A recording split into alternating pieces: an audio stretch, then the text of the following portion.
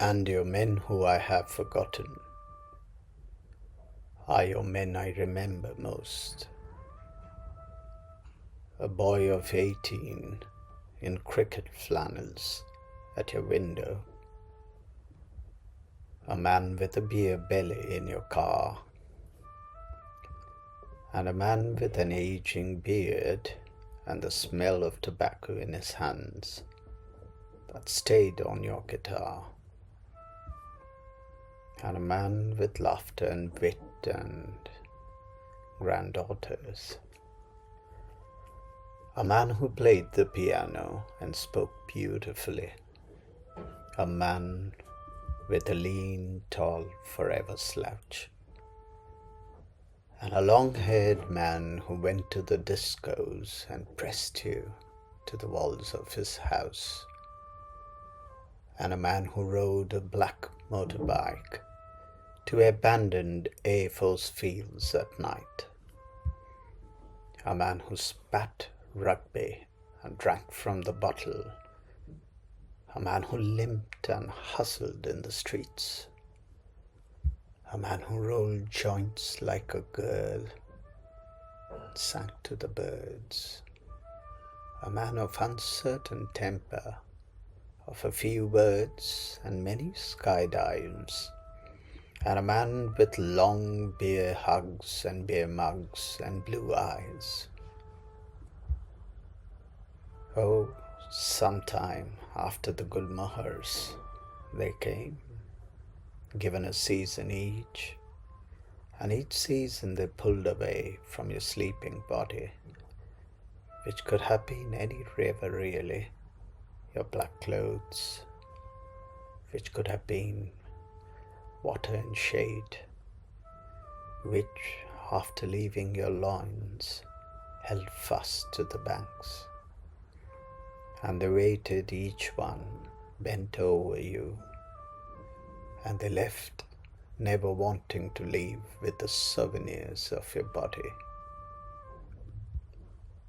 After the taste of you, how difficult it is to leave you sleeping with your hips uncovered. Before the rains, I remember strange things. A land that is flat for miles, but that lifts from the corners of the mind like pages of a book left at the window. A wind blows and the earth grows heavy with smells. I'm only a little boy always, in my school bus, going home. I'm only a little boy, alone, whose feet don't reach the floor. I sit on the last seat, pressing my nose to the window, flaring my nostrils and shaping a pout, make-believing I am Airawat. I suck rain into my trunk and my tusk and my mouth.